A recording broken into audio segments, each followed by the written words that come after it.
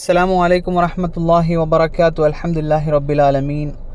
வஸ்ஸலாத்து வஸ்ஸலாமு அலா அஷ்ரஃபில் அன்பியாஇ வல் முர்சலீன் வ அலா ஆலிஹி வஸஹ்பிஹி வஸல்லம தஸ்லீமன் கஸீரன் கஸீரா. அம்மா பஅத்.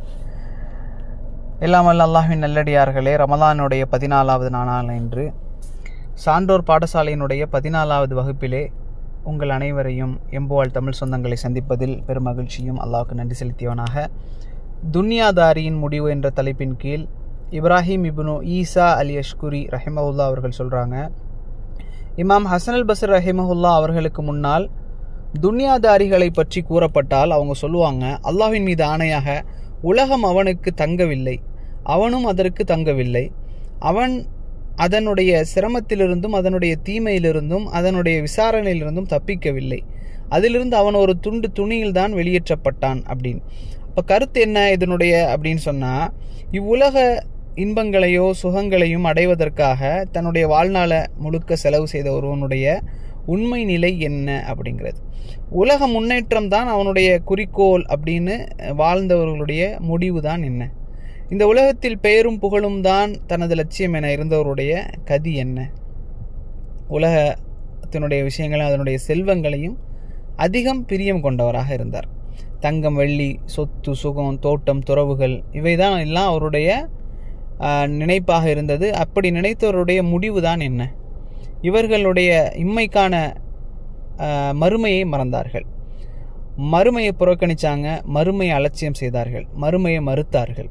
இப்படியாக உலகத்திற்கென்று வாழ்ந்த இவங்க இந்த உலகத்தில் என்னதான் அனுபவித்தார்கள்? எவ்வளவு நாள் சுகமாக இருந்தார்கள்? எத்தனை காலம் நிம்மதியாக இருந்தார்கள்? இவங்களுக்கு பிரச்சனை வரலையா? துன்பங்கள், துயரங்கள், நோய் நொடிகள் இவர்களை அண்டவில்லையா? இவர்களது வாலிபம் இவர்களுக்கு நீடித்து கொண்டே இருந்ததா? இவர்களது சுகம் இவர்களுக்கு என்றென்றும் நீடித்து இருந்ததா? இவர்களது உடல் ஆரோக்கியம் அப்படியே இருந்ததா? இவர்களது மன நிம்மதி, உயிர் பாதுகாப்பு நிரந்தர உத்தரவாதம் பெற்றதாக இருக்குதா? இவர்களுடைய செல்வங்கள் தீராமல் இருக்கக்கூடியதா அல்லது இவருடைய ஆட்சி அழியாமல் இருக்கக்கூடியதா? இவர்களுக்கு இந்த உலகத்தில் எதுதான் நிரந்தரம்? இந்த உலகை இவர்கள் எவ்வளவு நம்பினார்கள்? இவர்கள் எவ்வளவு நேசித்தாங்க? இதையெல்லாம் இதற்காக இவர்கள் வாழ்ந்தார்கள். இதை பெற வேண்டும், இதை அடைய வேண்டும்னே வாழ்ந்தாங்க. ஆனால் என்ன ஆச்சரியம், துன்யாவுக்காக வாழ்ந்த இவர்கள் அந்த துன்யாவில் நிரந்தரமாக தங்க முடியவில்லை. தனக்காகவே இவன் வாழ்ந்தான் என்று இந்த துன்யாவும் அவனிடம் நிரந்தரமாக இருக்க போவதில்லை. அப்படி இருக்க இவனாலும் முடியாது, துன்யாவாலும் முடியாது. அவனை நிரந்தரமாக வைத்து கொள்ளப் போவதும் இல்லை, அது சாத்தியம் கிடையாது. துன்யாவை சேகரிக்க துடிக்கக்கூடியவன் படக்கூடிய பாடுகளை நாம் பார்த்தால் அல்லாஹ் அக்பர். காசு பணத்தை அள்ளி குவிக்க வேண்டும் என்ற வெறி கொண்ட ஒருவன் சந்திக்கக்கூடிய கேவலத்தை நாம் வர்ணிக்க முடியுமா? காசுக்காக இன்பத்தை இழந்தான், செல்வத்திற்காக மன நிம்மதி இழந்தான், உலகத்திற்காக உயிரை அர்ப்பணித்தான். பிறகு என்னாச்சு? இன்பத்திற்காக காசை இழப்பான், மன நிம்மதிக்காக செல்வத்தை இழப்பான், உயிருக்காக உலகத்தை அர்ப்பணிக்க தயாராவான். ஆனால் இந்த உயிர் அதனுடைய தவணை வந்ததும் இவனை விட்டு பிரிந்துவிடும். இவனது உடல் எங்க போகும்? ஒரு கஃன் துணியில் சுருட்டப்பட்டு விடும். இவனது செல்வங்கள், ஆட்சி அதிகாரங்கள், சொத்து சுகங்கள், மாட மாளிகை, தோட்ட துறவுகள், தங்கம் வெள்ளியினுடைய குவியல், பணக்கட்டுகள், மனைவி, மக்கள் எல்லாம் இவனை விட்டு அகன்று விடுவார்கள். யாரும் உடன் செல்ல மாட்டார்கள், செல்லவும் முடியாது. அப்போ துன்யாதாரியினுடைய பரிதாப நிலையை நாம் இங்கே பார்க்கலாம், சிந்திச்சு பார்க்கணும். இந்த உலகவாதியினுடைய உருக்குலைந்த நிலையை நம்ம சிந்திச்சு பார்க்கணும். கனவை போன்று முடிந்தது இந்த வாழ்க்கை.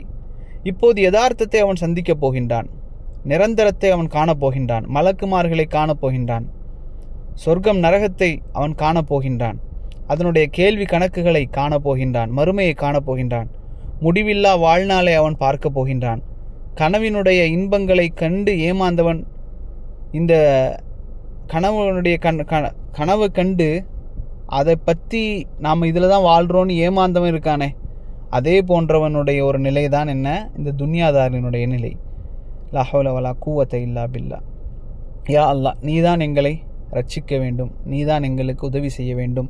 இந்த துன்யாவினுடைய மோகத்திலிருந்து எங்களை வெளியேற்றி எப்படி எங்களுக்கு தேவையான விஷயங்கள் இருக்கின்றதோ அதற்கு மட்டும் உலகத்தை ஆசைப்பட்டு ஹலாலான முறையிலே மட்டும் உலகத்தில் வாழ்ந்து ஹலால் அல்லாத ஹராமான காரியங்களிலும் உயர்ந்த லட்சியங்களை நாங்கள் அடைய வேண்டும் என்று பணத்திற்கு மேலும் ஆட்சிக்கும் அதிகாரத்திற்கு மேலும் இன்னும் பல பல விஷயத்திற்கு மேலும் எங்களை கவனம் செலுத்தக்கூடியவர்களாக எங்களை நீ ஆக்கிவிடாதே.